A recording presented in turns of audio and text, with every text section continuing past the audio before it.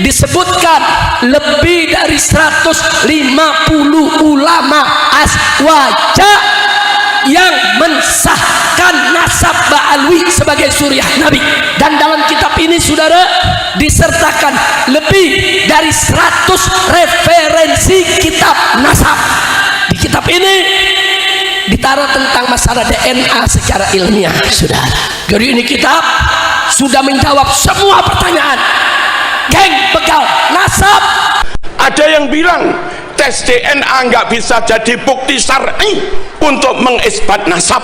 Saya jawab, kalau ada bukti tes DNA saja you tetap nggak percaya, apalagi tanpa bukti. Logikanya kok aneh-aneh. Basul Masail NU di Solo memutuskan hasil tes DNA memang tidak bisa untuk membuktikan, mengisbatkan nasab seseorang, tapi bisa untuk membatalkan nasab. Menguji setiap tingkatan nasab ini dengan sumber-sumber sebisa mungkin sampai tingkatan akhir yang bisa dilakukan. Nah, ini dijadikan alasan dalil harus ada kitab sezaman. Padahal di sini sedang satu yuwathik itu artinya bukan menguji. Yuwathik itu artinya menguatkan dengan dokumen, dengan data. Dan itu pun di sini bukan syarat mutlak, maamkan sebisanya. Kalau bisa ya bagus. Kalau nggak bisa terus nggak semerta-merta nasab itu dianggap batal. Kalau ada kitab sezaman ya bagus, luar biasa. Tapi kalau enggak ya nggak semerta-merta kitab itu dianggap, nasab itu dianggap batal. Lalu begitu mudahnya aneh keturunan Rasulullah. Sing 700 tahun angel mas, apa mana sing 1400 tahun, kecuali mau dibuktikan. Lalu ada kakak yang berbeda. Kakak terbit tahun 400 Hijriah, Ahmad bin Isa tercatat anaknya 3. Kakak terbit tahun 900, tercatat Ahmad bin Isa anaknya 4. Kalau ada 2 kakak beda, kakak lawas dan kakak baru, yang asli yang mana? Yang lawas lah. Kok aneh sampai Di kopi sama Imad dimasukkan dalam catatan yang disebut tesis tadi saudara. Kita sudah buktikan, kita bongkar semua saudara, semua serangan Wahabi ke habaib itu yang dijadikan dasar oleh Imad untuk menyerang habaib. Ini namanya bukan tesis, ini sampah. Nabi alim pinter, dia logikanya konyol. Nabi sabar jembar dodone, dek ngamuan takbir prak, terus ngaku keturunan Nabi, dites tak boron, dilacak nasabnya urut satu persatu per generasi tak boron. Kenapa nasabah itu keterangannya diterima walaupun nggak sezaman? Karena memang setelah melalui proses validasi yang begitu kuat, kemudian ada ancaman dari Nabi, bohong atas nama Nabi, neraka, menisbatkan kebukan bapaknya neraka. Bahkan Ibnu Hajar juga memberikan postulat bagaimana seorang itu ulama harus punya ghirah, jangan sampai ada orang yang intisab ke Rasulullah Shallallahu Alaihi Wasallam ya bighairi yang padahal dia nggak berhak, nggak nyambung nasabnya tapi dia pura-pura nyambung. Itu jadi ghirahnya para ulama betul dalam menjaga kemudian nasab Rasulullah SAW. Sehingga seorang nasabah itu keterangannya walaupun nggak sezaman sudah barang tentu dia wajib untuk mengambil data dari yang sebelum-sebelumnya, sehingga apa yang dia cantumkan itu harus sudah terverifikasi menurut standar ilmu nasab dan ilmu syariat. Andai dari kajian Kiai Iman lalu terbukti fulan yang selama ini kita yakini zuriat Rasul ternyata terbukti bukan, maka hukum kita ngaji kitab karangan dia seperti kita ngaji Fathul Qorib tanpa harus meyakini pengarang Fathul Qorib keturunannya Kanjeng Nabi gitu loh. Dan keturunan Nabi saudara, para habaib sebagai zuriat Nabi, mereka juga punya kedudukan mulia dan wajib untuk dicintai. Panjenengan yang selama ini nggak dianggap keturunan Nabi, tak usah khawatir bon. Siapa tahu penelitian Kiai Imad dan kawan-kawan sampean terbukti keturunan Nabi, maka kami nggak ragu hormat neng sampean, nggak ragu mahabbah neng sampean. Ojo kesusu musuhi Kiai Imad. Penelitian ini untuk kamu juga gitu loh. timbang diragukan terus, timbang maskuk fih terus, timbang mukhtalaf fih terus, timbang iltibas terus, ndang dijelas nih Mas. Orang tua kita Haji Roma Irama selalu mengatakan batal berdasarkan ilmu nasab, berdasarkan penelitiannya Haji Madudin. Ya, sekarang ilmu nasab yang mana kaidah yang dia pakai? Itu pertanyaan saya. Kalau dia mengklaim batal menurut saya, ya terserah, siapapun bisa berpendapat kalau menurut saya. Tapi ini sah nggak menurut ilmu nasab? Menurut kamu apakah kamu ilmu nasab yang harus diikuti? Kan itu. Sayangnya dia nggak gentle. Sayangnya dia nggak gentle. Akhirnya mencari pembenaran dari berbagai kitab teori nasab. Di Indonesia ada kiai yang jabatannya di NU jauh lebih top daripada Kiai Imad, tapi beliau tidak takhusus di bidang nasab. Kiai Imad mungkin hanya pengurus RMI Banten, wong cilik mungkin, tapi tak khusus di bidang nasab. Andai tanya fikih mungkin masih kepada beliau, andai tanya kebijakan NU mungkin masih pada beliau, tapi lek tanya nasab yang tak khusus itu Kiai Imad. Insya Allah habaib dan para muhibbin, habaib dan para pecintanya kelak akan kumpul bersama Nabi kita Muhammad Sallallahu Alaihi Wasallam. Adapun mereka yang mencaci maki habaib, yang menghina habaib, yang benci dengan habaib, kita lihat saja nanti di akhirat. Kita lihat siapa yang dipanggil oleh Nabi dan siapa yang diperengoskan oleh Nabi, saudara. Kita lihat nanti siapa yang Nabi tersenyum kepadanya dan siapa yang Nabi marah kepadanya. Assalamualaikum warahmatullahi wabarakatuh. Jumpa lagi di channel Mirza TV. Pada kesempatan kali ini saya mau berbagi ceramah agama dari Kiai Haji Marzuki Mustamar, yang mana Kiai Haji Marzuki Mustamar membahas tentang masalah nasab. Yang mana di video ini ada Habib Rizik menunjukkan kitab ya, yang mana di kitab itu ada isinya untuk menjawab tentang masalah pembatalan nasab ini. Yuk, seperti apa jalan ceritanya? Langsung saja menuju ke videonya. Let's go. Ikrimah itu anak dari Abu Jahal.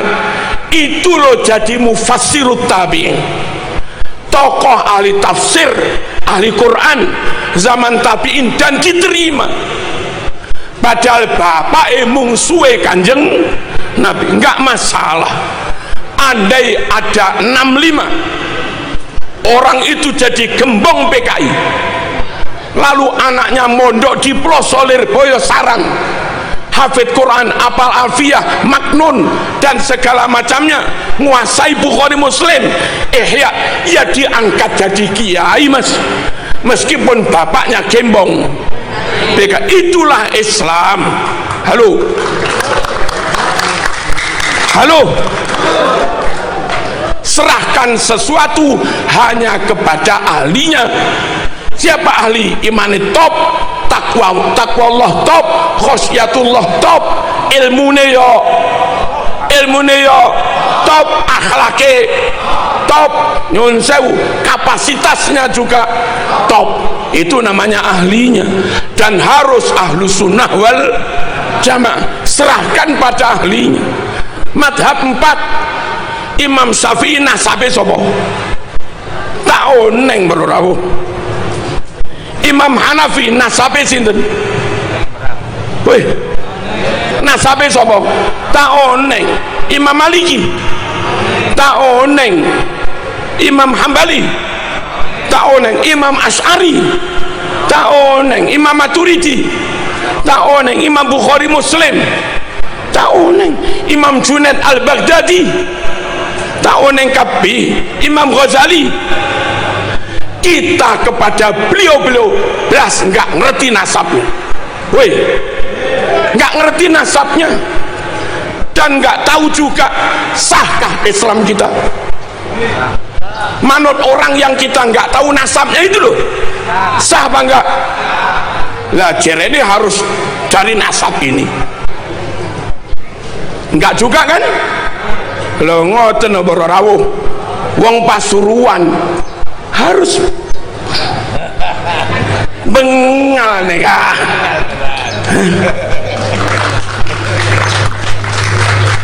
Allahumma shalli ala sayyidina Muhammad. Sepura anakku udah cangkolang nih. Tak pernah lagi. Sedikit lagi nggak apa-apa.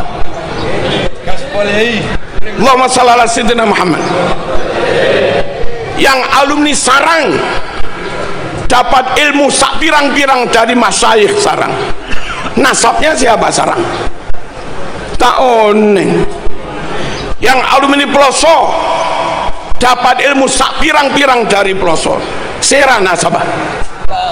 Tak oneng. Yang kita ya. Yang alumni Lirboyo sah bangga ilmunya? Sah bangga?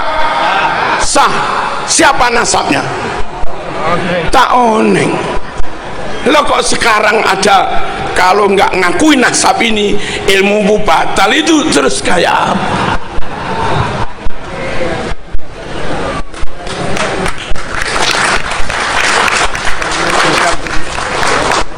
Lalu berikutnya begini, Bapak Ibu rahimakumullah, untuk bisa paham Quran, paham hadis, harus benar-benar ngerti alim nahwu sorof, harus alim mantek, harus alim ma'ani bayan badi, harus alim usul fikih, ulumul Quran, gharaibul alfaz, harus alim asbabun nuzul, harus alim mustalahul hadis. Halo, plus ngerti sejarah, juga ngerti filologi, untuk benar-benar bisa memahami Quran Sunnah dengan benar. Siapa itu? Ya siapapun yang mondok lama dan sungguh-sungguh menguasai itu semua, silahkan dia jadi kiai dan memahami Quran, meskipun dari kaum irung pesek.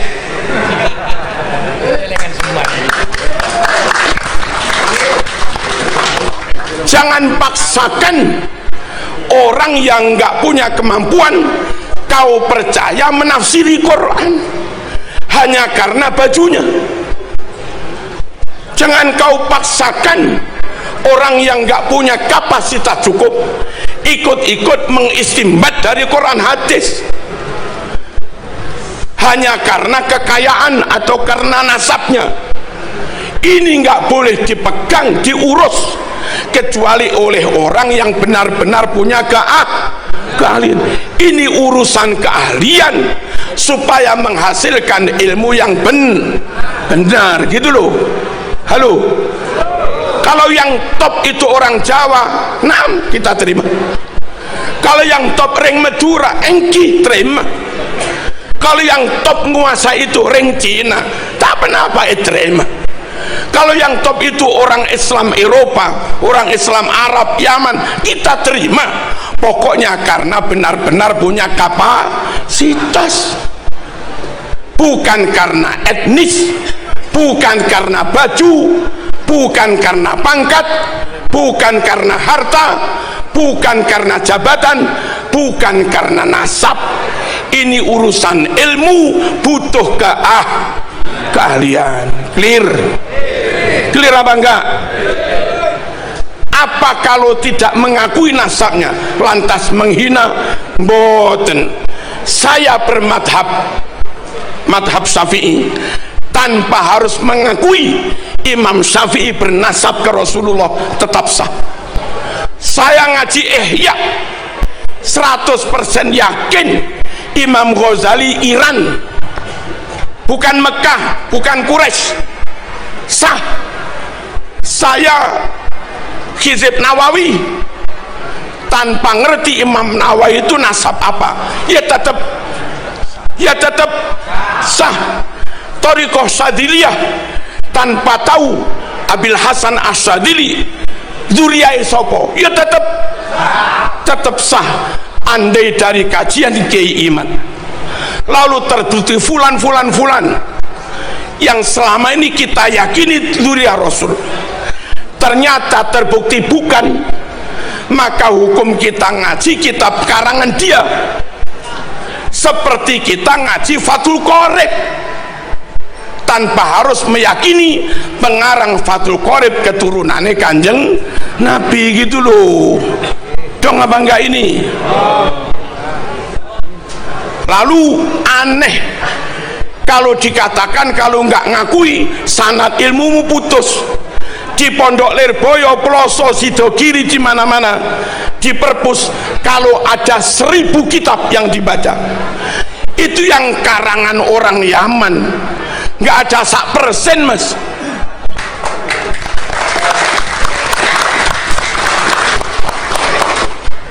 Ummahatul Kutub fit Tafsir, mulai dari yang kecil Jalalain, Jamal, Sawi, Lauk Ngaleh, Al-Munir, Maroh Labid, agak gede lagi Tabari, Qurtubi, Tafsirul Kabir, Lirrazi, dan yang lain-lain. Itu semua non Yaman, non Yaman, Kutubul Hadis, Bukhari, Muslim, Imam Ahmad, Turmudi, Abu Dawud, Ibnu Majah, Hakim, Ibnu Hibban, Ibnu Majah, Ibnu Abi Dunya, Ad-Dailami. Itu orang mana itu? Bukan Yaman, non Yaman, non Balawi.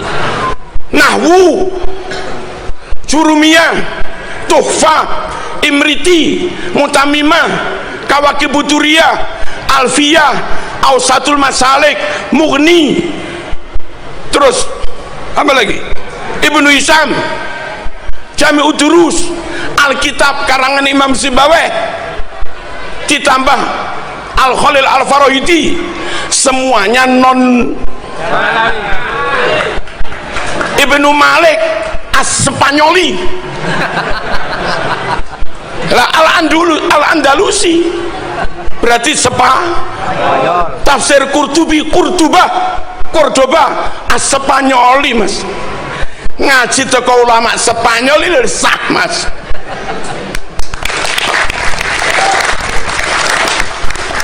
Kok sempit amat mikir. Fikih, wadeh, apa lagi? Mabadi' fikhiyah, takrib, safinah, sulam, kasyifah, Fathul Qorib, Bajuri, Tanwirul Qulub, Qalyubi, Bughiyah, Nihatul Muhtaj, Wahab, Mu'in, Nihatul Zain, dan segala macamnya. Wong ndi kuwi sing ngarang? Halo. Halo. Yaman digoyai. Tasawuf adalah 1-2 Yaman, nggak ada 1% dari ribuan kitab.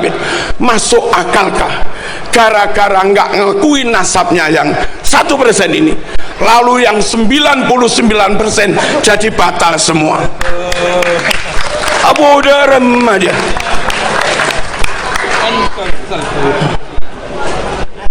Paham lagi? Bukan masalah rungkat, mas. Rungkat sendiri. Lalu tentang nasab orang Mojokerto itu sulit melacak apakah saya keturunan Hayam Wuruk, sulit. Padahal jeda waktunya masih ini 1446 tahun.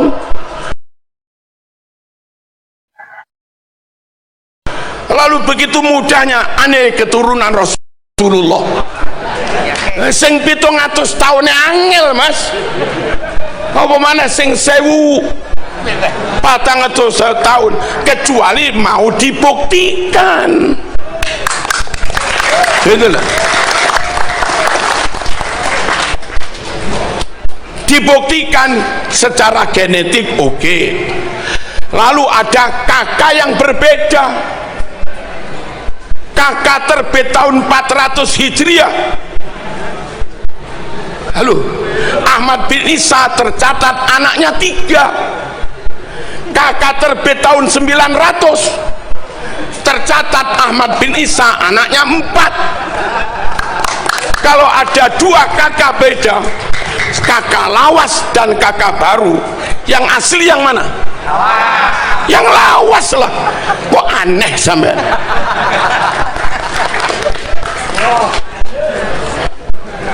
Kalau saya punya naskah Bukhari warisan dari Mbah Yud saya, kebetulan kita sama-sama Al-Banteni, mbah saya ke-6 Banten, menantu saya bin Ki Zuhdi Sintina Muhammad.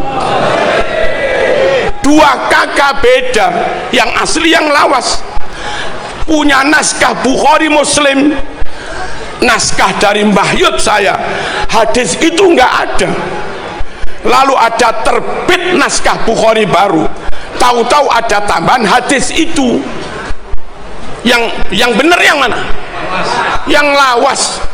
Quran kita dari dulu nggak ada surat Al-Pasrpani, tahu-tahu terbit Quran baru ada tambahan surat Suratul Pasrpan. Yang asli yang mana? Yang lawas. Dan haram Anda berpikir barangkali itu ada yang nggak tercatat, ngawur lah ya.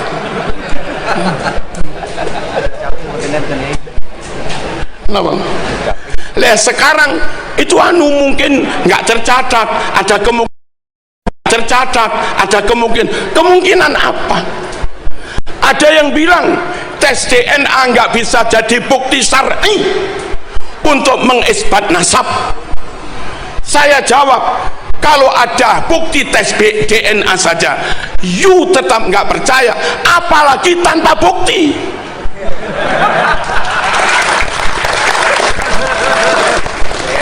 Logikanya kok aneh-aneh.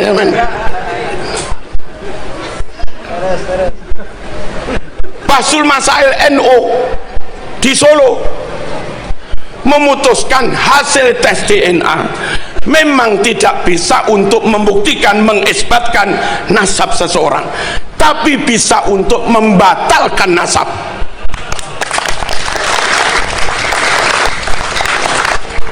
Nabi Mekah, Said Maliki Mekah Padebon, Nabi Quraisy Said Maliki Quraisy Padebon, sukunya Pade. Nabi Marga Bani Hashimi Said Maliki Bani Hashim Padebon. Nabi Fatona cerdas, pinter, Said Maliki cerdas, alimas, lumayan, ada kemiripan. Nabi ganteng, Abiyat Musrof ilal Humroh, putih kemerah-merahan. Halo, Said Maliki juga ganteng. Nabi sabar, jembar, toleran, Hanifah muslimah. Said Maliki jembar dodone mas. Orang kayak Said Maliki begini, karakternya mirip, kealimannya mirip, jembar dodone juga mirip, wajah masuklah, ganteng, gagah, suku Pade, marga Pade. Said Maliki neka mon adabuh, kula neka keturunan Nabi, ya gampang dipercayalah. Ini orang bangsanya beda. Nabi Mekah dia Iran, Nabi Mekah dia Afghanistan, Nabi Mekah dia Mesir, Nabi Mekah dia Madura, Nabi Mekah dia Yaman.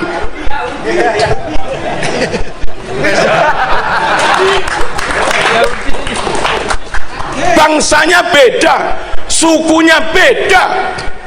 Nabi Quraisy dia Jawa, Nabi Quraisy dia Banten, Nabi Quraisy dia Sunda. Halo, Nabi Quraisy dia Hadramaut, Nabi Quraisy dia Habasyah, Nabi Quraisy dia Qahtan, Nabi Quraisy dia Tamim. Weh, Nabi Quraisy dia Aden. Tak pada sukuna. Marganya Nabi Bani Hashim dia Al-Aidid, Al-Katiri, Al-Pasrpani, Al-Kaburi. Musuh. wajah nggak masuk. Nabi ganteng, Said Maliki ganteng, dia nggak ganteng blas. Nabi alim pinter, dia logikanya konyol. Weh Nabi sabar jembar dodone dek ngamuan takbir prak Salah takbir. terus ngaku keturunan Nabi, dites tak boron, dilacak nasabnya urut satu persatu per generasi tak boron. Buku yang katanya punya anak 4 dites pakai zat karbon untuk mengetahui nama keempat itu tintanya umurnya sama apa enggak, kertasnya lebih lawas yang itu apa lebih lawas yang anak 3, dites tak boron. Terus ngaku keturunan Nabi, udah rem aja oneng negara. Kita harus menjaga kemurnian nasab Rasulullah sallallahu alaihi wasallam supaya orang yang kita tabaruki pasti qot'i 100% keturunan Nabi. Harus dijaga kemurnian ini. Khawatir kalau nggak dijaga, sembarang orang gampang ngaku keturunan, kadung ditabaruki pol-polan, kadung Gus Adi paringi mobil ben barokah, lah tibae keturunane semprol ya apa.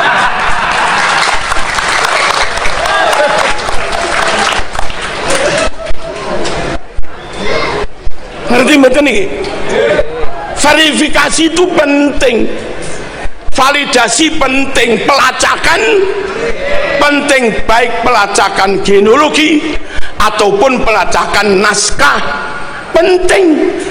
Untuk apa? Untuk memastikan fulan qot'i keturunan Nabi.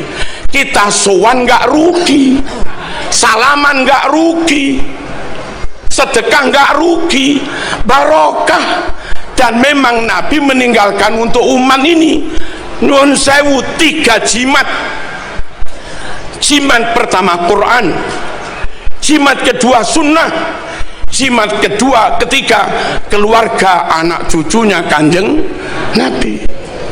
Supaya sunnah benar-benar sunnah, bukan maudhu, bukan palsu, maka ulama men-tracking hadis. Dan akhirnya karena hadis kena jarah wa ta'dil, ribuan hadis rungkat. Rungkat itu apa?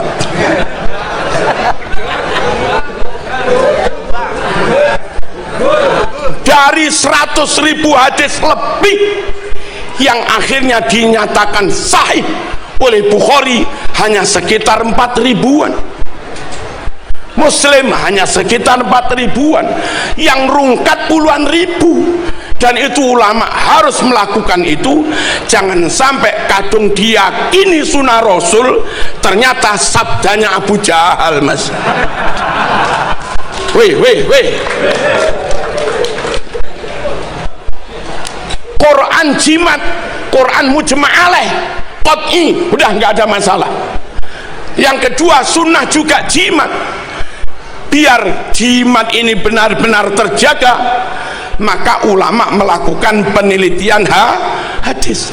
Lalu jimat ketiga, setelah berlangsung 1446 tahun, biar nggak mudah, nggak gampang orang ngaku keturunan Nabi ternyata keturunan semprul, ditabaruki tak mandi, mas. Nggak mandi itu apa? Tak mandi, ditawasuli tak mandi, wong keturunan semprul. Supaya umat tetap dapat barokah ketika sowan, ketika tabaruk tawasul qot'i keturunan Rasulullah, maka juga perlu di tracking. Lah itu tugasnya Ki Imat gitu loh. Weh Mulia apa enggak ini? Mulia, untuk memastikan keturunan ini murni. Wa yutahhirakum tathira. Nah, terus maaf, panjenengan yang selama ini enggak dianggap keturunan Nabi, tak usah khawatir, Bun.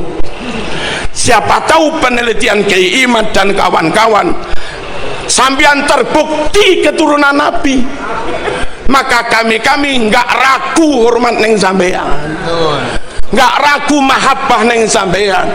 Ojo kesusu musuhi Kiai Imad. Penelitian ini untuk kamu juga gitu loh. Timbang diragukan terus, timbang maskok fih terus, timbang mukhtalaf fih terus, timbang iltibas terus, ndang dijelas nih Mas. Paham enggak? Kalaupun diteliti ternyata bukan, sampean kudu lilo demi menjaga kemurnian anak cucu Nabi, zuriyah Nabi, daripada saya dicantol-cantolkan di situ keturunan itu jadi nggak murni, mending saya dikeluarkan dari situ nggak apa-apa demi menjaga kemurnian keturunan Nabi, daripada saya nyantol di situ zuriyah jadi nggak murni, mending saya dikeluarkan tapi zuriyah menjadi murni. Nah, yang mau begini berarti ikhlas, kepengin wayutahhirakum tathira. Kalau begini nggak mau, berarti Anda hanya mikir kepentinganmu sendiri, biar tetap disuani umat, biar tetap dimahabbai umat, biar tetap disungkemi umat, biar tetap diparing-paringi umat. Berarti sama nggak mikir untuk kepentingan Islam, mikir kanggo awake dhewe. Yo ngaku oleh ngono Mas, bendang beres. Clear apa enggak ini? Halo, kok sik durung trimo iki piye? Terus kula tambah malih sekedhik. Hari kayak begini masih ada yang ngaku keturunan ke-28. Terus ngitungnya bagaimana? Mbah Yud saya itu lahir 18 sekian, kami nggak tahu. Saya lahir 66. Ternyata lahirnya Mbah Yud dan lahirnya Putu Buyut itu kisaran 100 tahunan. Sampean nikah umur 25. Halo, istrimu nikah umur 20, lalu punya anak pertama umur 26, 28, 30. Madep sini dulu. Anakmu, istrimu punya anak, dia umur selikur, rolikur. Jarak antara anak dengan orang tua itu kisaran 25 tahun, 26 tahun gitu loh. Halo, kalau 100 tahun nasab keempat. Isi paham apa enggak ini? Orang nikah itu umur 25 umumnya, umur 26, 27, 28 punya anak, istri punya anak umur 21, 22, 23, 24. Kalau di rata-rata pada angka 24, 25, 26 jarak antara anak dengan orang tua. Karena jaraknya sekitar 25 per nasab, kalau 4 nasab berarti buyut 100 tahun. Kalau 1000 tahun nasab ke 40 Mas. Paham enggak ini? Sekarang 1400 tahun harusnya nasab 56, wajar. 1446 harusnya nasab ke 58, wajar. Kalau ada orang aneh keturunan ke 58 lumayan lah masuk. Anak keturunan 57 lumayan masuk. Aneh keturunan 28. Kalau di rata-rata 1446 Hijriah dibagi 28, rata-rata 51 tahun lebih. Masuk akalkah ibumu melahirkan umur 51? Mbah putrimu melahirkan umur 51? Padahal Fatimah umur sebelum 20 sudah punya anak. ini hitungan nasab yang dibuat-buat, Mas. Cek bercaja, Mas. Belum lagi sekian makam dipalsu, klaim sejarah NU dipalsu, woi, klaim pahlawan dipalsu, pemalsuan itu kadzib, bohong. Perawi hadis rungono, perawi hadis ketahuan sekali bohong, hadisnya palsu. Kalau mereka bukan sekali bohong tapi berkali-kali bohong, maka dawuhnya haram dipercaya. Jadi itu ya teman-teman, ceramah agama dari Kiai Haji Marzuki Mustamar yang mana membahas tentang masalah nasab. Dan di awal tadi ada ceramah agama dari Habib Rizik yang menunjukkan sebuah kitab yang mana ada 150 kitab yang mana kitab itu membahas tentang masalah nasab yang membenarkan Ba'alawi tersambung kepada Rasulullah. Tapi sama Kiai Haji Marzuki Mustamar dibantah, kalau memang terbukti atau tersambung kepada Rasulullah, coba tunjukkan mana buktinya. Sebagai bukti kalau keturunan Rasulullah harusnya mempunyai bukti, paling tidak ada tes DNA lah gitu ya. Jadi tunjukkanlah tes DNA-nya seperti apa biar orang-orang itu percaya. Karena selama ini klan Ba'alawi ini terkonfirmasi tidak tersambung menurut kajian Kiai Haji Imaduddin Usman Al-Bantani. Sedangkan dari para klan Ba'alawi ini tetap ngotot tersambung kepada Rasulullah Shallallahu Alaihi Wasallam, bahkan menunjukkan kitabnya juga ya teman-teman. Oke, terima kasih buat teman semua. Mohon maaf apabila ada kata-kata yang salah, yang kurang berkenan, mohon dimaafkan. Dan buat teman-teman yang baru menemukan channel ini, mohon dukungannya dengan cara subscribe, like, comment, dan share, dan nyalakan loncengnya agar tidak ketinggalan video-video menarik lainnya. Terima kasih buat semuanya. Sampai jumpa di video selanjutnya. Wassalamualaikum warahmatullahi wabarakatuh. Sukses selalu buat kita semua.